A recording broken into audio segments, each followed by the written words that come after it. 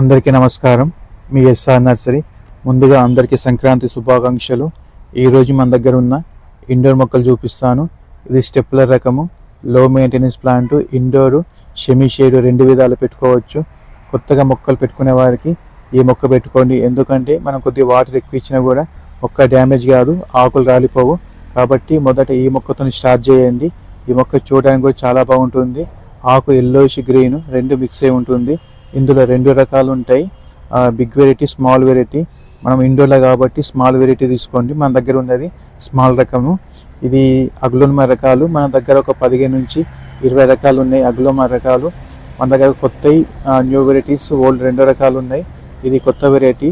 ఈ బాటిల్లో white colour వస్తుంది, మధ్యలో గ్రీన్ ఉంటుంది. ఇది చూడడానికి చాలా బాగుంటుంది. అగ్లోమా ఏంటంటే సైడ్ నుంచి పిలకలు వస్తాయి.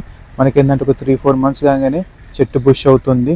వీటితో పాటు మన దగ్గర చాలా రకాలు ఉన్నాయి ఇండోర్ మొక్కలు. ఎవరికైనా ఇండోర్ మొక్కలు కావాలంటే మనకు వాట్సాప్ నెంబర్కి మెసేజ్ చేయండి.